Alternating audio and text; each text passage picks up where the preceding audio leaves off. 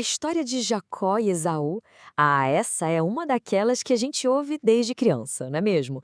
O irmão espertalhão que passa a perna no outro, mais velho por um simples prato de lentilhas. Mas e se eu te disser que essa é só a pontinha do iceberg? Pois é, a tradição judaica, nos textos antigos, revela uma verdade que, olha, é chocante. E ela redefine completamente essa história.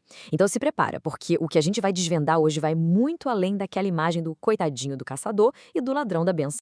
Então vamos direto ao ponto. A pergunta que não quer calar e que atravessa gerações é essa. O que aconteceu naquele dia? Foi mesmo um roubo? Ou será que foi algo muito, mas muito mais profundo? Um evento cheio de camadas, de significados, que na maioria das vezes a gente deixa passar batido. E aqui está. Este é o versículo-chave, a cena do crime, por assim dizer. Olhando rápido, parece bem simples, né? Uma troca no calor do momento. Esaú chega morrendo de fome e troca o futuro dele por uma satisfação imediata. Só que o texto termina com uma palavra pesadíssima: desprezou. É nesse desprezo que a história oculta começa a se revelar. Ok, primeiro, vamos só relembrar a versão que todo mundo aprendeu na escola, na catequese, aquela versão que virou quase um conto popular. Nessa narrativa, o Jacó é o vilão inteligente e o Esaú é a vítima, o coitado, o impulsivo, que não pensa direito. É uma história fácil de engolir, né? Sobre engano, arrependimento. Mas a tradição oral judaica, o Midrash, o Talmud, eles nos contam que o que aconteceu de verdade naquele dia é muito mais sombrio, muito mais complexo. Agora segura aí, porque a gente entra na primeira grande revelação e ela muda completamente a nossa visão sobre quem era Esaú. 3. Guarda bem esse número. 3 é o número de pecados gravíssimos que, segundo o Talmud, Esaú cometeu exatamente no mesmo dia em que vendeu a primogenitura. O guisado de lentilhas não foi a causa da queda dele, foi só o ponto final de um dia catastrófico. Isso aqui é uma bomba.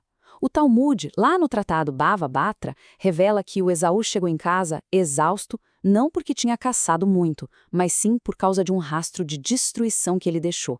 Ele teria assassinado Nimrod, um rei poderoso, para roubar umas vestes especiais dele, renegado a fé da família e ainda cometido atos imorais. O ponto crucial é, ele não chegou com fome de comida.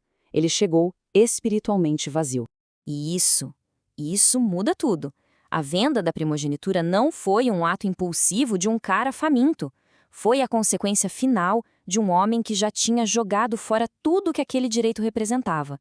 Ele não perdeu o direito dele. Ele descartou ativamente por causa das suas próprias escolhas. E não para por aí. A segunda revelação deixa o mistério ainda mais profundo, focando na cegueira de Isaac e na verdadeira natureza do que realmente estava em jogo. Olha que interessante. O Midrash ensina que o amor que Isaac tinha por Esaú acabou cegando ele, não só fisicamente, mas espiritualmente. Ele não conseguia ver quem o filho realmente era.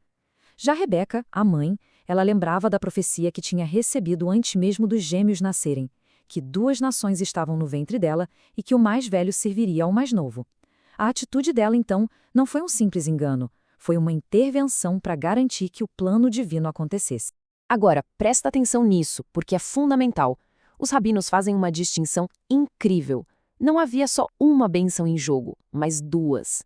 Tinha a bênção espiritual, que era o legado da aliança com Deus, essa era o destino de Jacó, e tinha a bênção material, a riqueza, o sucesso na terra. Essa podia ter sido de Esaú. O que acontece é que Jacó acabou recebendo as 2, porque Esaú, com as atitudes dele, provou que não tinha condições de carregar a parte espiritual. Isso nos leva ao clímax da história. Tá, mas e as ações de Jacó? Ele se disfarçou, mentiu para o pai. Como é que a tradição judaica explica isso, que na superfície parece um tremendo engano? A resposta dos sábios é fascinante. Eles dizem que o disfarce de Jacó não foi um truque barato, foi um ato profético. Ele estava, na verdade, se colocando no papel que já era dele por direito divino e também pela desistência de Esaú.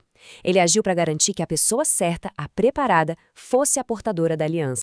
E essa ideia de uma escolha divina para um propósito específico, ela é tão forte que ecoa por toda a Bíblia, sabe? É citada séculos depois. Lá no Novo Testamento, por exemplo, o apóstolo Paulo usa as palavras do profeta Malaquias para fazer essa declaração forte. Mas o que isso realmente quer dizer? É muito importante entender isso aqui. A palavra odiei, nesse contexto, não tem a ver com ódio, com raiva.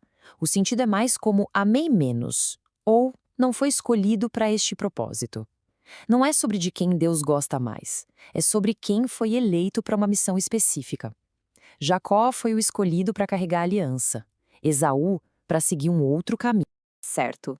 Depois de toda essa análise profunda, o que a gente tira de lição prática disso tudo? Vamos resumir os ensinamentos dessa releitura. Essa análise da história nos deixa com algumas verdades muito poderosas. A herança que realmente importa não é a material. As aparências, como a do caçador forte Esaú e do pacato Jacó, enganam muito. Ser escolhido é ter uma responsabilidade, uma missão a cumprir, não um privilégio. E talvez o mais importante de tudo, o nosso destino espiritual não é um direito garantido pelo nascimento, mas algo que a gente molda com as escolhas que fazemos dia após dia. E no fim, tudo isso nos deixa com uma última pergunta para a gente pensar. A história de Jacó e Esaú sugere que, ok, a gente pode até nascer em certas circunstâncias, mas são as nossas ações, o nosso caráter e as nossas escolhas que, no final das contas, definem o nosso caminho. O que realmente define o nosso destino? O ponto de partida ou a jornada que a gente escolhe percorrer?